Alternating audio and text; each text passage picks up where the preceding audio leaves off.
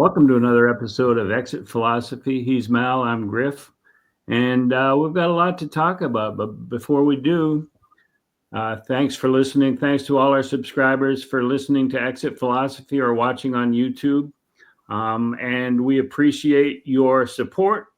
And we'd like you to like, share, and leave a review, leave a comment for us to respond to. But now getting into this week and baseball and the hot stove off season, to me, Mal, it looks like it's off to a pretty fast start. I mean, we've got a lot of trades made, and usually the GM meetings are just for setting up the deals, which happen either at the winter meetings or even later. And there's been more and more trades and transactions happening in January and February in the last few years. But I mean, we had the Sonny Gray deal from the Cards to the Red Sox, and he's with Garrett Crochet now and Brian Bello. That's a pretty good top three in their rotation. Josh Naylor re-signed Taylor Ward for Grayson Rodriguez. I think that weakens the Orioles. I'm not a big fan of that deal for the O's. Marcus Semien for Brandon Nimmo. And the rumor that Nimmo asked for the trade after the socialists won the mayoral election, which came from a satire Twitter site. Right. People love to believe, it's such a bizarre story that maybe, but it's not true. The Cubs signed Phil Maton, a minor deal from the Braves and the Astros. So there are things happening. And do you to me, it seems like it's happening more quickly than normal. Well, what are your thoughts on that? I think there's been a shift in Major League Baseball over the last bunch of years. It's this, the GM meetings were not even really on anyone's radar forever. And now, and like the fans know about it. And, it's a bigger deal. The guys are getting together. I just think people are, there's no reason to wait, so to speak. You don't need, to get to the winter meetings and conduct your business there anymore. The winter meetings are more of an infomercial for baseball, which is excellent. I like that too. If you know what you need to get and you know what's out there, there's no reason not to do some business immediately. And you've seen that a lot of teams are taking that approach now. Let's get a deal, maybe get a bargain. Maybe find something before the top guys heat up. You see the top guys, and which the Blue Jays have been in on the last few years. They push the market sometimes into spring training. But a lot of the other guys, there's deals to be had out there. So go find one. I kind of like that approach, and that makes a lot of sense. Yeah, I think just following up on what one of the points you made, I think that the GM meetings, which took place a week ago in Las Vegas, I think that those have become, because as you said, the winter meetings are no longer about, let's go down there and do some administrative work. It's now about showing yourself and like a giant infomercial, as you point out. But they have to share the winter meetings with the minor league organizations and the minor leagues and job seekers and whatever. And I've seen, because in 2019, when I went to my first year in PR for the Blue Jays, I went to the GM meetings, and it was low key. It was at a resort hotel in Scottsdale. And it just didn't seem like it was, the media was there, but they were herded together, and Major League Baseball ran the show in terms of a giant cocktail party every afternoon at 4:00, and the GMs were available.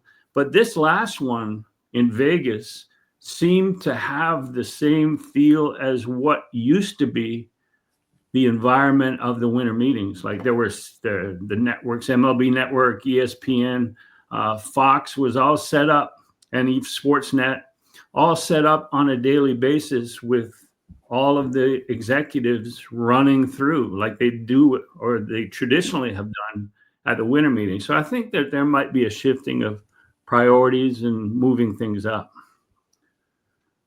Well, and all, in the battle for content these days, everybody needs it.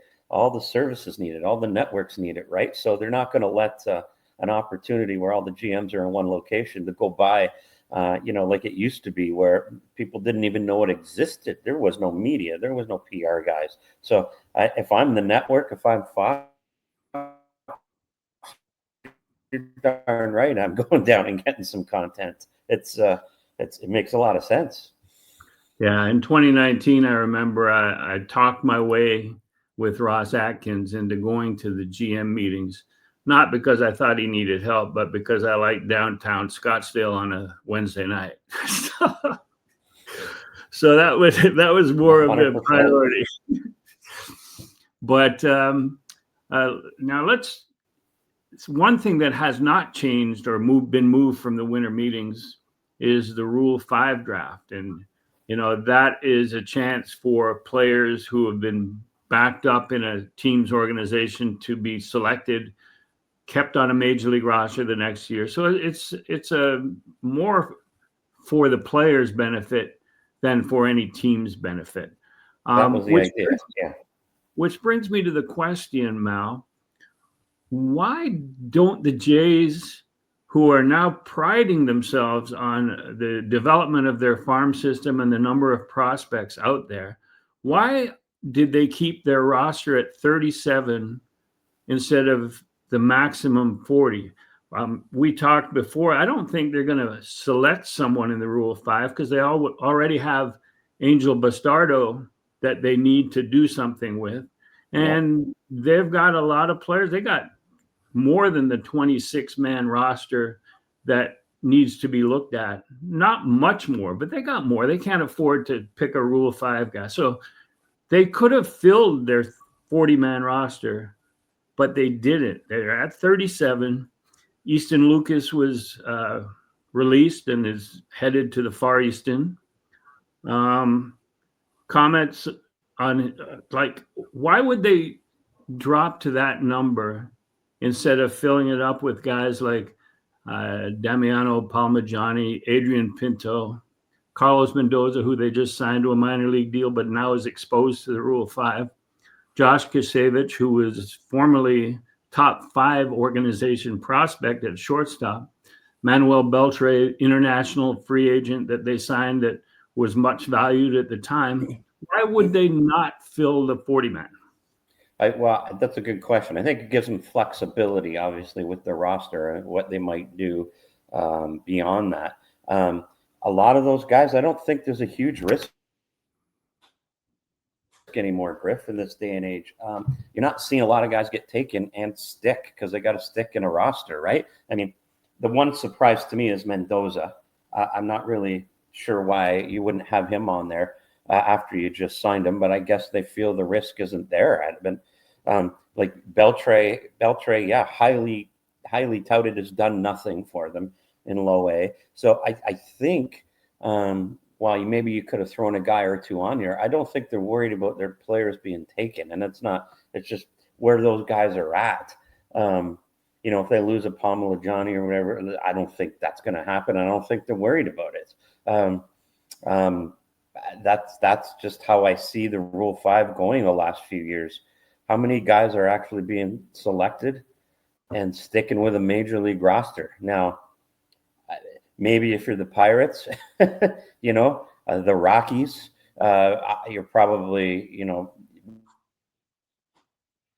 maybe you should look a little harder in those directions. But that's just kind of the way it seems. Like who's the guy that's been selected? That's making major league rosters these days. Yeah, my conspiracy theory background is that they may have decided, even at the GM meetings, they may have decided, okay, just let's pull back on the Rule 5. Let's pull back on you taking our guy and us taking someone else's guy, and let's just let it roll the way it is. I mean, they not only are they at 37, but they could have dropped easily Tommy Nance, Bowden Francis, Josh Brule, Paxton Schultz. There's 4 more guys. They could have been at 33, no problem. Right. But right. I guess you mentioned the name and I mentioned the name. I guess every organization has their own Parmigianis and those guys. I mean, yeah. And then the necessity of keeping them on a 40-man or sending them back probably precludes rolling the dice in some way. I mean, those are valuable spots on the 26-man roster. Now, that being said, as we head into Armageddon with the CBA,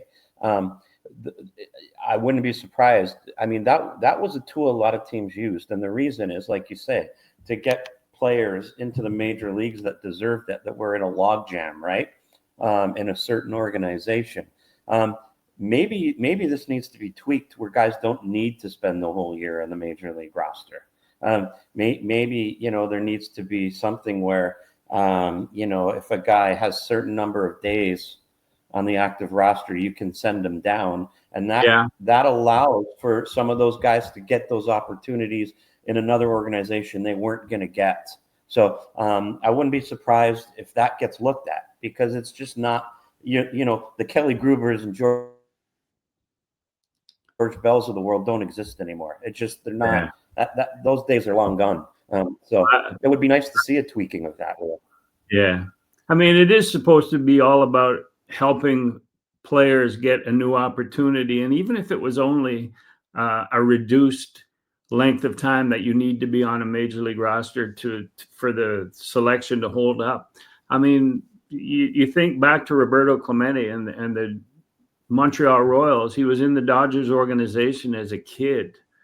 And the Montreal Royals didn't play him because they didn't want to expose him and have people scouting and picking him in the Rule 5, because they knew they didn't have any room on their roster. So he didn't. Not only did he get selected by the Pirates, who Howie Haig was their Caribbean scout, and he knew exactly who Roberto Clemente was, but he didn't get to play a whole season because he was being hidden from the rest of Major League Baseball. But times have changed, and I think Roberto Clemente might have been noticed by every team with the talent that he had. Yeah, a few more people. But before we get into what the Jays are looking at, what they could possibly do, what free agents, what trade opportunities, the future of Bo Bichette, that sort of stuff, let's just review last year's end-of-year payroll. Blue Jays at the end of last season, according to Cott's baseball contracts, which I trust and I use a lot. I think it's really reliable. They had the Blue Jays at $254 million at the end of last season. So that, when the front office talks about matching that, they're serious. I mean, they got to the World Series Game 7. They're not going to reduce. There's no reason to reduce it. And they made a bucket full of money off broadcast merchandise, food. Like, it was crazy how much that success in the postseason has probably convinced Rogers ownership that, hey, spending money is a good idea if it ends up like that. Now, if they don't repeat, it's going to be a different story. If they don't get to the postseason, it's going to be a different story. But let's say that they match the $254 million that they spent at the end of last season, that their payroll was. They have 13 current guaranteed contracts. And for 2026, these contracts are worth $202 million. And that leaves 13 roster spots. And 9 of those are not arguably, are going to be controllable pre-ARB players who, it doesn't seem right that guys get screwed like that, but they'll make about $1 million apiece. So you add $9 million to 202, you get 211. So that leaves $43 million for the last 4 players, 43 for 4, reasonable. What do you think that tells us about what the Blue Jays will be trying to do in this offseason? Yeah, and I don't think you're going to see a significant increase in that payroll, despite, how successful everything was. Let's not forget the enormous sums of money that have been sunk into the building and the renovations that need to be accounted for and paid for as well, correct? So it's not just all gravy at this point. But yeah, I'm sure they see what it's like when you go to the playoffs. But I suspect the payroll will be in a similar range, considering the luxury tax, et cetera, et cetera. Got to spend. Going after one big free agent, i.e. Kyle Tucker, may not be the smart move.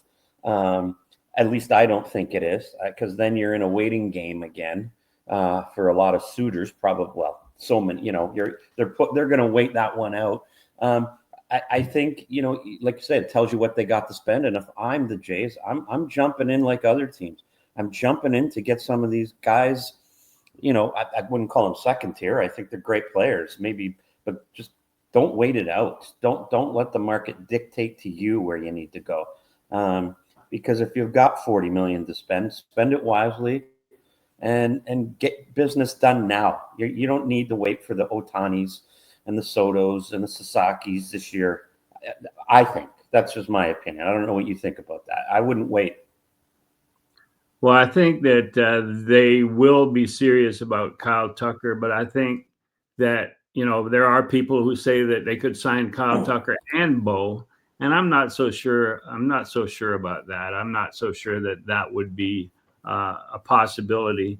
But if they do sign either, and as you point out, just wanting to sign Bo doesn't mean you're going to sign Bo, because you and I both talked all the way through the end of the season about how Bo was already, in his own mind and in the Blue Jays' mind, gone somewhere else, because They had an opportunity to re-sign him for years, and they didn't. They signed him to a 3-year deal that took him to free agency, but not beyond.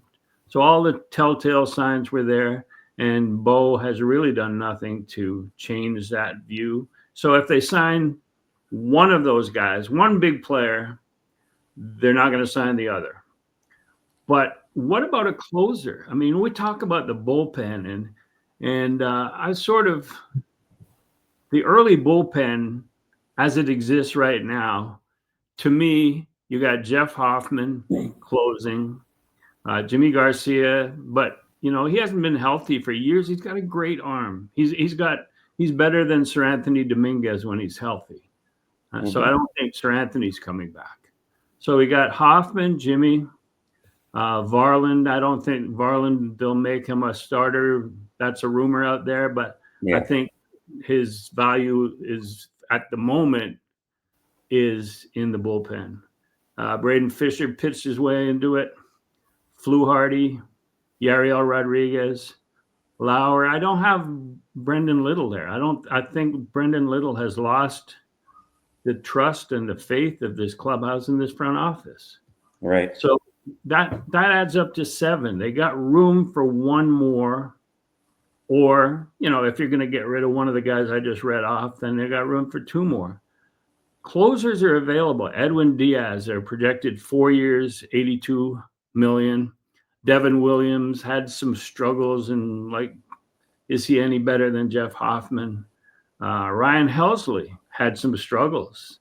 Is he any better than Jeff Hoffman? Yeah, but they're talking reasonable numbers for those guys. Devin Williams had struggles. Helsley, 2 years, $24 million. That's reasonable for a guy that has a chance to close for you. And if they can't succeed, then you still have Hoffman. Robert Suarez, 35 years old. Pete Fairbanks. What do you think about Pete Fairbanks? Yeah, I think Pete Fairbanks is a great fit for this team. I think my concern would be if people are, you can get deluded into thinking, well, the closer cost us a World Series, so we got to go shore that up and get ourselves a closer, and we'll be fine. I mean, I think you need to add some bullpen arms, 100%. But I don't think that should be the focus. I think this team really needs to sink their teeth into finding that additional bat and a starting pitcher. For me, that's business at the top of the list for me. Now, do they need a bullpen arm? Sure. If you can get a bargain on maybe an Edwin Diaz, Sure, but good luck. I don't think that's going to happen out of the gate. I think they could piece together the bullpen. I think they got some good arms down there. And you can always, Griff, find arms at the deadline even. They're always available. High-end bullpen arms will make themselves available. So I think I wouldn't focus on that. I'd focus on finding that bat and that starting pitcher. And then step 3, closer for me. What about mid-May, looking or projecting in mid-May, which is usually when you want to screw a player, you bring them up in mid-May and you get them for an extra season. And you save them from that 3-year arbitration, because now it becomes 4. Ricky Tiedemann. I mean, Ricky Tiedemann to me has only pitched a certain number of innings over 2 years. So project him into the bullpen with 98 to 101 mile an hour fastball, swing and miss, the ability to miss bats. And then Angel Bastardo, who has a great combination of fastball and changeup, changes speeds. Coming out of the pen would be great. And they need to keep him. They want to show how smart they were in picking him in the Rule 5 when he was injured. They need to keep him, so he's going to be considered seriously at some point. And it won't be coming out of spring training, but mid-May, late May. So maybe they just need to fill in with a couple of guys and scrubs, semi-scrubs, who they can get out of there and bring up their guys that they really had in mind to begin with. The only danger there is that they do want to repeat. They do want to win the division. And that might be a dangerous strategy. And they have been using that strategy. I mean, if you look at the bullpen they ran out there the last few years, and particularly last year, nobody, you're coming into the season with Brendan Little and Easton Lucas and Flu Hardys and Tommy Nance's of the world, and like I said, they got by. So I think they can. I think they do need to add a couple arms in there. But I don't think that's your focus. I don't think the Hoffman blow up is the reason to change what really needs to be done. The important parts of the team that need to be addressed. So you're suggesting, and I sort of agree, that if you go with Hoffman and maybe at some point a healthy Jimmy Garcia could close games as well, that if you save the 14 to 20 million it would take to get a legit closer to move in ahead of Hoffman, that you'd be better off spending that elsewhere on a bat or a starting pitcher. Yeah, 100%. More impact. You need more. This team needs to get better. It needs to get better offensively. And like we talked about, I'm not comfortable going in with the rotation as it sits. You're going to need, and I think you need a legit guy to come in there and just push everybody down a spot, so to speak. Let Barrios work his way back in there, and Which brings me to Mad Max. I saw a video from a podcast that he did just in the last couple of days talking about the Blue Jays run, and he's referring to us and we need this and we did this, and for us it's, and I'm thinking to myself, either he's pushing to be back on this team or he knows something that we don't. Which option do you choose?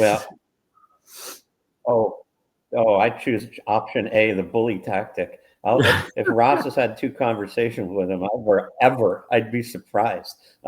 I think he's trying to bully them into bringing him back because he probably wants to come back. I don't think anything would be done at this point at all. So I'm sure that's the Max Scherzer wish list right there. Hey, if you can get him for very little money, sure, but I don't know what that price is going to be. Can't be what it was last year. No, hell no. And the same thing with Verlander. Verlander's still out there, and which one would you choose at this point in their careers? I mean, they're so similar in their career trajectory at this point. But Yeah, They neither have would be mine. I mean, but if you chose one, I'd bring Yeah, well, I would Matt say back. neither. I'd say Max Scherzer served the purpose of showing the young guys how to be Yep. insane, and in a good way. And that moment has passed. I Yeah. mean, his thumb isn't going away, Yeah. and the fact that he only pitched a certain number of innings during the season, and like he's being lauded for pitching 4 1/3 innings in a big playoff game. Like, okay, great. Here's a theory that I think I've sort of run by you at some point, but it just won't leave my head. Is that in comparing the Maple Leafs and the Blue Jays, I've got George Springer and John Tavares as equivalents. I've got Austin Matthews and Vlad as equivalents, and Bo and Mitch Marner as equivalents. Like it's a pretty good comparison of the top three. And now the Maple Leafs thought, oh, well, we'll get rid of Bo. We replace him. We use our power play. We get somebody else running at the top of the umbrella, and we'll be good. But it hasn't worked out that way. Now, I think in my mind that the Blue Jays are in danger of falling into the same trap and thinking, oh, yeah, we can replace Bo. He's not that good defensively at shortstop. We can get someone else to, be a 2-out hitter, bases, and, runners in scoring position hitter. And that has a chance of becoming a big factor in 2026. What do you think of the comparison between the top 3 Leafs, the top 3 Jays, and the danger that lurks? That's a leading question. Yeah, I think that's a pretty good comparison, actually. Yeah, no, I kind of like it, and much like the Leafs, I'm not sure it's entirely up to them on how they approach this. They've had a long time relationship with this player, and I think it's been heading to this departure, just like the fella in Toronto for a long time. And I think the lesson there that you bring up is how you approach it, not necessarily trying to stop it. How can you assume that you're going to, just move on and be just as functional, right? And the Leafs seem to be really struggling with that these days as they sink to the bottom of the standings. But finding that productive bat, you just can't go, oh, we got him because that's not going to work. If Bo moves on, you need a thumper. You need a thumper. I mean, run prevention is great, and we're in seeing that infield. So I think that's the lesson. We're seeing run prevention. We're seeing other teams go, hey, the Blue Jays reached the final, the World Series in Game 7, focusing on run prevention. And I've already heard other GMs say that, run prevention. And that comes from watching the Blue Jays compete and get to the ultimate game. So, but you still need run creation. Yeah. And Andres Jimenez gives you greater run prevention at short, but run creation, you got to find that somewhere else, and you got to sort of fit it seamlessly into that offense, into that lineup. And that's the danger that they have, is that they're going to lose some of that mojo. It's that karma that happens with the lineup and with Bo and Vlad in there together. And you just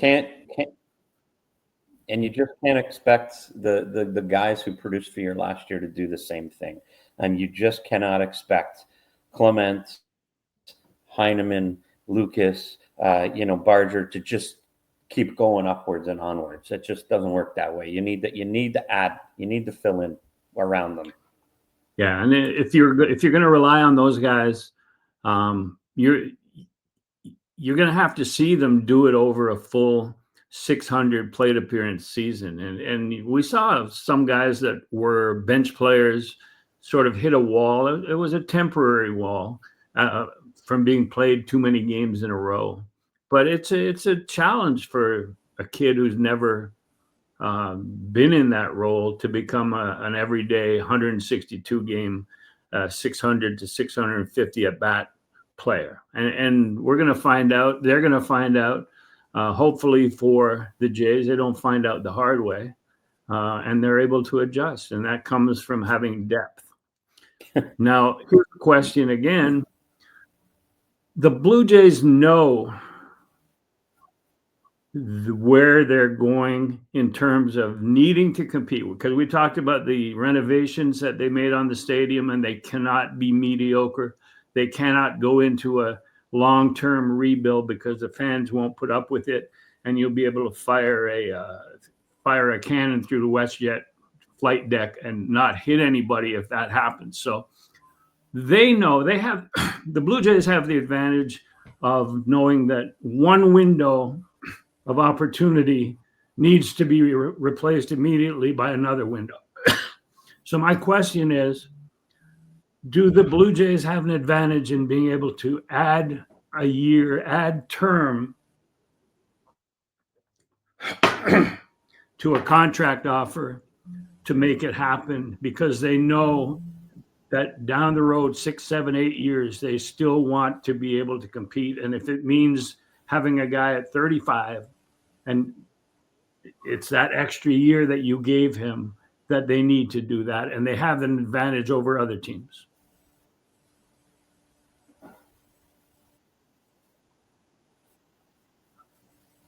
Yeah, and I think let's go back a year. Let's go back to May when that place was empty, and long before they started that wonderful run and stretch of winning. So yeah, and I think Griff, use your might, use those extra years or dollars where necessary. That's just how free agency works too. If you're able to do it, that's how you get the guy. Outbid other people. So if you can tack on a year where it makes sense or whatever it is, to land a guy and keep yourself, relevant, because you got to be the Yankees now. You got to be the Dodgers. You didn't spend all that money in a ballpark just, to have it look pretty. It's there to make money, but last year, and there was less than 20,000 people in the seats early in the season.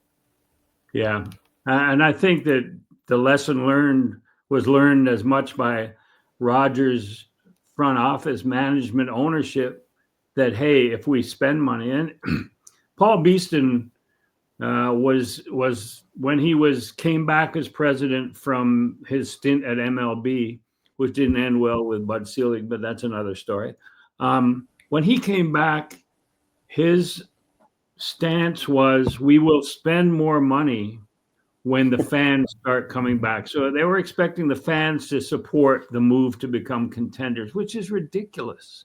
And this is being proven to Rogers' current ownership, that if you spend money, if you spend it wisely, that it can pay off in the long run, because they made a shitload of money off of merchandise and food and like just being the month of October in the postseason. So yeah, I mean, I honestly think that adding a year of term at the end not only reduces or keeps in control the average annual value of a contract, which counts against the luxury tax. So you might even be saving money there, but they can do it where other teams can't. Right. And that's the beauty of it. So use your might. That's why I laughed there, talking about almost like the Jays were the little bitty, underdog fighting against the big, powerful Dodgers. The Jays are almost just as mighty as the Dodgers are, right? So, use your power, use your might, use your corporate dollars to be the big boys in the game. I was going to save this point till later, but let's talk about it now. The Blue Jays, and you brought the Dodgers in, and they beat Jays out for Ohtani. They beat the Jays out for Yamamoto. They beat the Jays out for Roki Sasaki, and the Jays ended up with Miles Straw, which turned out to be okay. But recently, the Blue Jays were sponsoring a big boxing promotion in Japan. And they had banners, Toronto Blue Jays banners, and then in a ring was a Blue Jays logo on the canvas. And it turns out that this didn't go over well with Rob Manfred in Major League Baseball. He said that they're not allowed to sponsor in Japan because that right belongs to MLB and the Dodgers. To me, that sounds like total bullshit. That should not happen. I was stunned by it. What's your reaction to an admission by Rob Manfred that the Dodgers own the Asian market?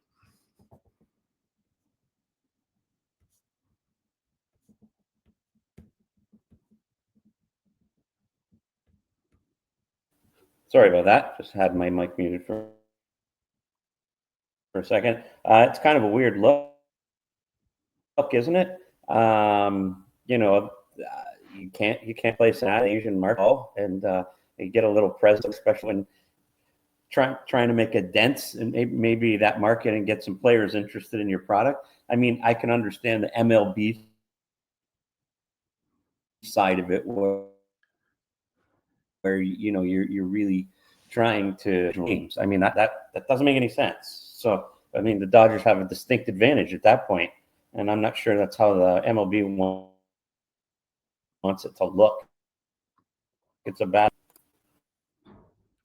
Let's go down the list of rumors that involve the Blue Jays in terms of either trades or free agent signings, and I want to begin with Diamondbacks second baseman Ketel Marte, 32 years old, signed through 2030, and they're talking about the Blue Jays having inquired, and we know they inquire about everybody just to find out what value is for certain players, but there seems to be a little bit of fire where that smoke is in terms of trading for Marte instead of signing a free agent. What do you think? Do you think it's worth a package that they would have to put together for an all-star who signed for that long and would play second base and allowing Andres Jimenez to stay at short? Do you think that would be worth even pursuing?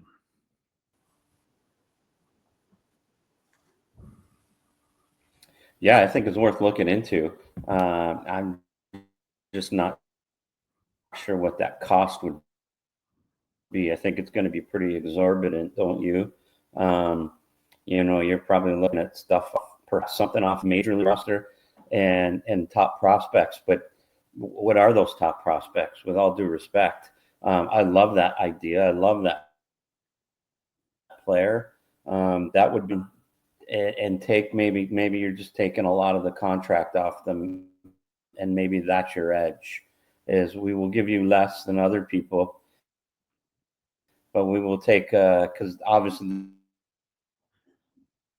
they're trying to. He's a nice player, that's for sure. So I'd be in favor of pursuing that one, wouldn't you? Well, yeah, and for Dalton Varsho, they gave up quite a bit in terms of major league talent, even. So I would think that Marte would be worth more in terms of prospect capital and current major league players. And then, as you pointed out, as we pointed out, there's a lot of major league players who had breakthrough seasons last year and would not be sorely missed because you're not really sure of the consistency that they would be able to bring to the table in 26. So I think they could put together a package. It sort of excites me a little bit to have that. But, it would, of course, preclude ever negotiating with Bo after that, which you seem to think, and we've talked about it, is fait accompli in terms of the Bo era being over.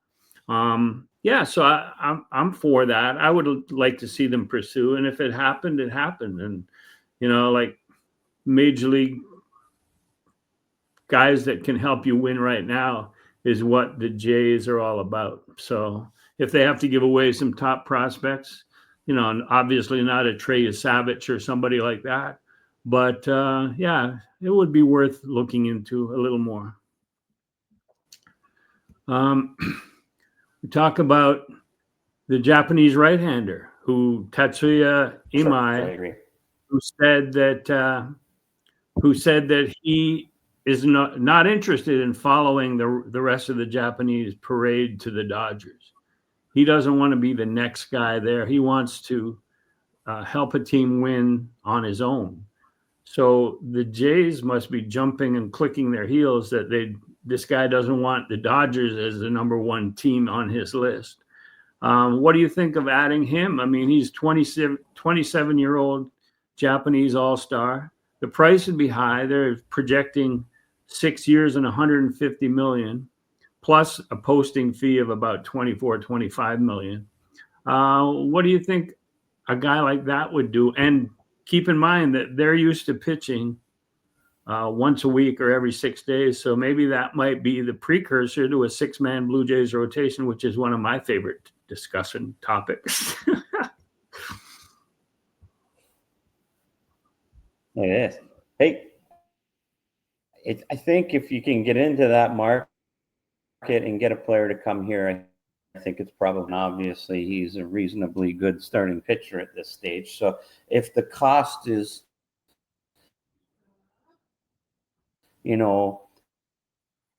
reasonable, I think it's worth it, seeing as you can't advertise in that market. I think they're going to be pretty hard and heavy into that particular player. So I think it's something you got to pursue, especially if the Dodgers aren't a number one on the list. You've got to take at it. That's fair. And if the guy, that's the advertisement right there for other Asian players to come on over. The other starting pitcher options, and we both agree that the Jays need to add one more, because you have 8, 9, or 10 that you rely on over the course of a season. So saying, well, you already got your 5 is ridiculous, because you're going to need way more than that, especially if you're signing veterans with a history of missing time, which sometimes are, you look at Max Scherzer and how valuable he was down the stretch and in the postseason. Sometimes that's all you want. I mean, that's the Dodgers' way of operating, is they sign as many as they can get, knowing that you're going to have guys like injured for a lot of the season. But if you get the right mix coming back for the postseason, then you're in business and it makes it worthwhile. But here's some more starting pitcher options: Ranger Suarez, Michael King, Dylan Cease, Chris Bassett. Who do you like from that group as a possible? I love Ranger Suarez for me. It's a reliable guy, I think, in that mix. Pitcher, good control. I think that's the guy you try and go out right now and get and solidify that rotation and check a box. Dylan Cease is just too inconsistent. The command isn't there. I just don't know if Bassett's good for you with the thing, but I'd take Ranger Suarez. That's the guy I'd be looking at. I think it fits nicely for this team, and it's not a ridiculous amount of money considering. You know what I mean? Yeah, they're saying 5 for $115 million. That's reasonable in this day and age for a middle of the rotation starter, and he might be even a little better than that. Who knows? The guy I like is Michael King, just for the reasons that I talked about. He's a guy has a chance of missing some time with injury, but when he's healthy, he's really good. And if he's healthy in September and October, that could be a big factor for you down the stretch. Then there's other free agents that, agree. Cody Bellinger, Kazuma Okamoto, and there's the other Japanese infielder that is too close to Bo in terms of Munetaka Murakami, corner infielder. They're looking at the same numbers that Bo would be offered or within spitting distance of it. and he's not a good defender, which takes him out of the sort of the favored talent scale of the Blue Jays. So I'm leaving him out. But Bellinger, Kazuma Okamoto, who's a better defender, 29 years old though.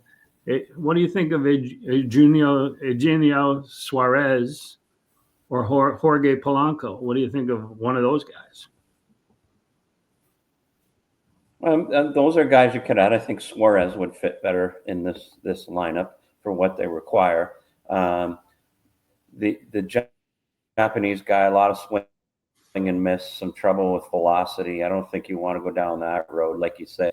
Probably try and really push hard if that's the case. I think Eugenio Suarez could be a target if you know, assuming you move on from Bo.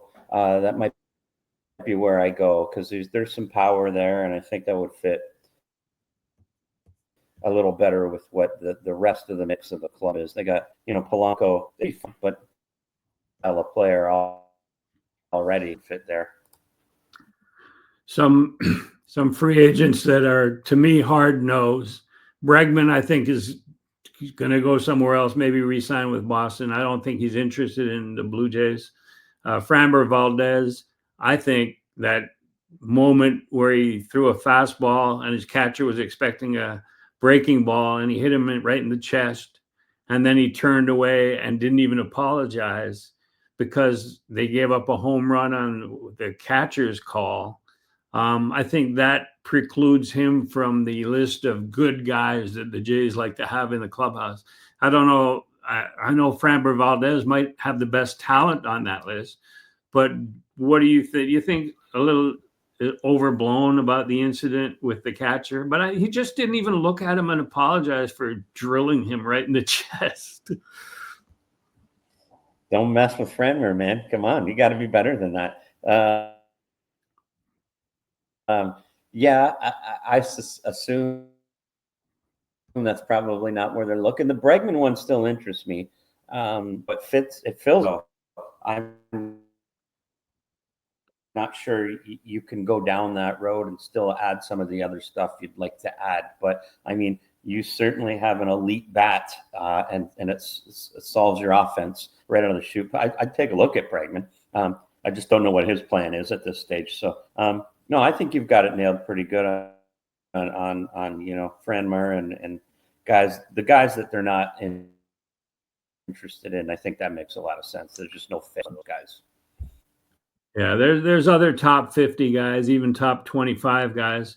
Schwarber, no interest. I mean, that he would take up the oxygen in the DH spot when you know that either Anthony Santander or Springer is going to be occupying that spot and doing it, hopefully, for Santander in a bounce back way. Pete Alonso, no. Merrill Kelly, no. Brad Keller, no. JT Realmuto, they don't need a starting catcher. They've got their own.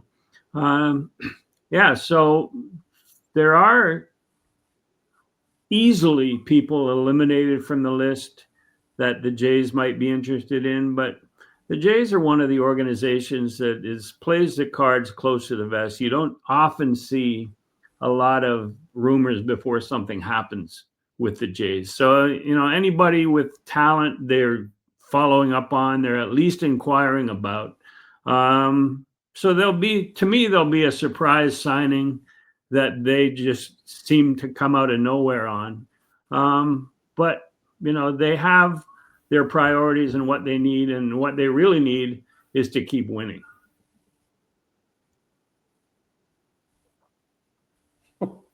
That's a good idea. I like that idea. Yeah, and it's not going to happen if you just go status quo. That's what you need to. Yeah, and they need to keep in mind the lesson of Mitch Marner and Bo. That's right. That's right. Yeah. Pay attention to what's going on in the market, my friends. A couple of other things here before we wrap up. The eighth and final managerial spot was filled. Warren Schaefer, who was the interim manager of the Colorado Rockies, was appointed full-time manager. And does that surprise anyone? Because even though the spot was available, who wants to take that when you got a team that has a possibility every year until further notice of losing 100+ games?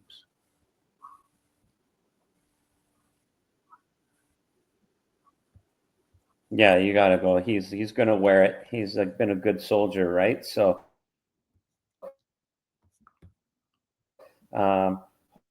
hopefully he doesn't get the firing squad sooner than later because for that job. I'm not sure if I've heard who even interviewed for that job. So you you got to promote from within at that point. Somebody's got to take it. It's amazing that a major league job is so devalued at that point. But Yeah. hopefully he gets some good experience and makes a career out of it. So, a la John Schaefer or John Schneider. Yeah, and I love that stat where John Schneider now ranks 12th among 30 active managers in terms of career wins. That's crazy to think that Schneider's 12th. Not bad. And climbing. Yeah, he's going to pass some Hall of Famers pretty soon. So I looked at that list, and I'm going to keep track of it next year just for the hell of it. We're recording prior to Thanksgiving in the States, Thanksgiving weekend. And Thursday, we haven't been doing our NFL previews, but let's just look at the games on Thursday. It's just been a tradition year after year after year, as far back as I can remember. It's always at Detroit and at Dallas, and they added a night game 30 years ago. So just Packers plus 2.5 at the Lions is the early game. That's a good game. That's a good matchup. I sort of like the Lions in that game because Packers have not been at their best in the last couple of weeks. Who do you like in that game?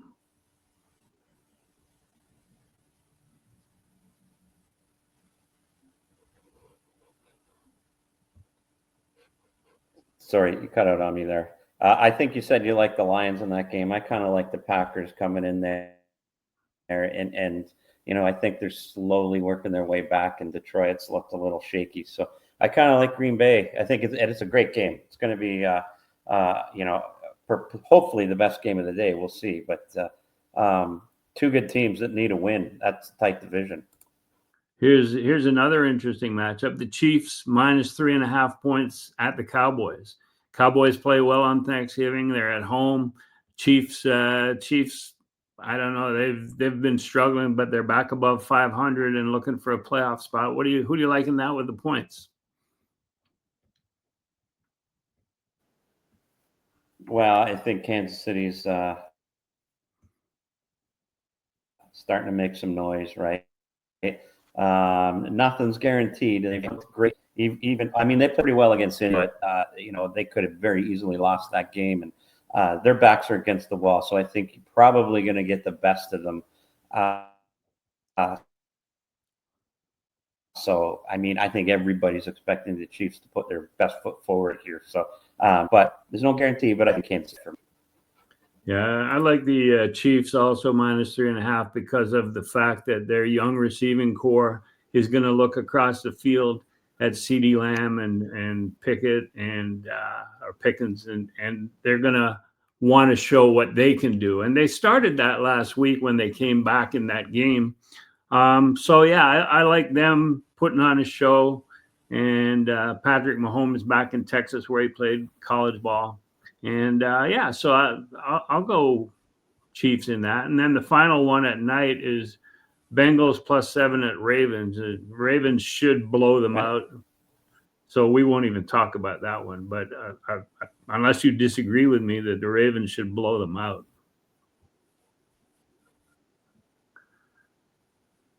Well, I think the Joe Burrow thing at least has some intrigue for the evening finally. I think you expect the Ravens to win, but man, Burrow does so much more for this and some wide receiver outlets as well. So, I expect Baltimore to win handily, but you just never know with Joe Burrow coming back. So I'm hoping it's a game at least. And the Ravens haven't been great, even with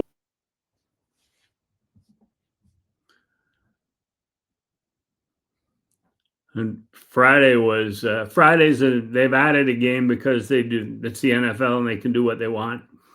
Eagles -7 at the Bears. I remember the Fog Bowl. I don't know if you remember that. It was in the 80s, and there was a playoff game in Philadelphia or in Chicago, and there was like you couldn't see.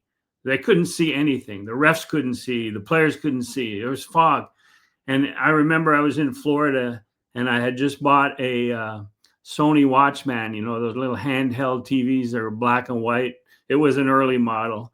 And I was so excited. I was going to watch the game on it. And then we're out on Tampa Bay on a raft and the sun's shining and I can't see shit on my TV.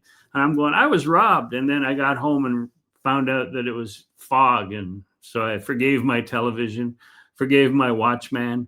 And the rest is history. But I laugh because whenever the Eagles and the Bears play, that's all I can think of is the Fog Bowl and me thinking I was hornswoggled. But I do like the Bears in that game.